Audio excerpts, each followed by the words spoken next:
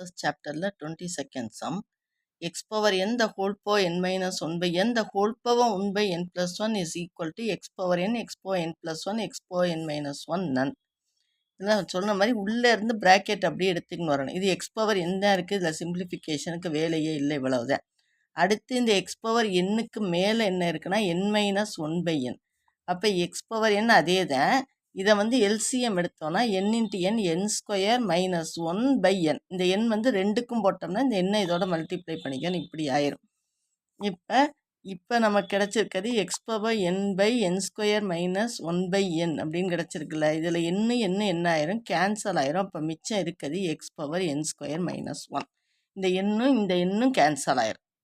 இது மேலே இருக்குது, இது கீழே இருக்குது. அப்போ மிச்சம் இருக்குது X power n square minus 1. இப்போ இந்த X power n square minus 1க்கு பவர் என்ன, 1 பை n ப்ளஸ் 1. இப்போ தான் முதல்ல வெறும் எக்ஸ் பவர் n எடுத்துக்கணும். அப்போ அதனுடைய பவரை சிம்பிளிஃபை பண்ணி கிடைச்சது இதுதான்.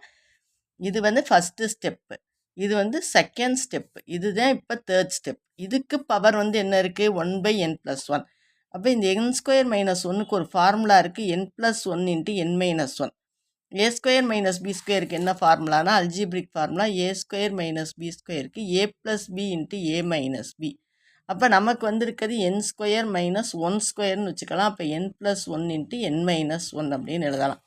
இதுக்கு தான் இப்போ பவர் என்ன இருக்குது உங்களுக்கு, இங்கே 1 பை n ப்ளஸ் 1ன்னு இருக்குது, 1 பை n ப்ளஸ் 1. அப்போ இந்த n ப்ளஸ் 1 இந்த n ப்ளஸ் 1 அடிப்பட்டுரும். அப்போ இருக்குது எக்ஸ் பவர் n மைனஸ் 1. அதுதான் இதுக்கு ஆன்சர். அது வந்து ஆப்ஷன் சி. முதல்ல எக்ஸ் பவர் n எடுத்திருக்கேன், அதுக்கப்புறம் power n minus 1 by n எடுத்து இதை இதோட மல்டிப்ளை பண்ணி காமன் டினாமினேட்டர் போட்டிருக்கேன். அப்போ இந்த மேலே இருக்குது, இப்படி எழுதுனா கிளியராக புரியும்னு இப்படி எழுதியிருக்கேன். இந்த எண்ணு அடிப்பட்டுறது, மிச்சம் இருக்குது இதுதான். இப்போ இதுக்கு பவர் ரைஸ் பண்ணியிருக்கு 1 பை n ப்ளஸ் 1ன்னு. n ஸ்கொயர் மைனஸ் 1ஓட எப்படி எழுதலாம்னா n plus 1 into n minus 1ன்னு எழுதலாம். அப்போ இந்த n ப்ளஸ் 1 இந்த n ப்ளஸ் 1 அடிபட்டு வெறுமனே எக்ஸ்போ n மைனஸ் 1 தான் இருக்கும். ஆப்ஷன் சி தான் இதுக்கு ஆன்சர்.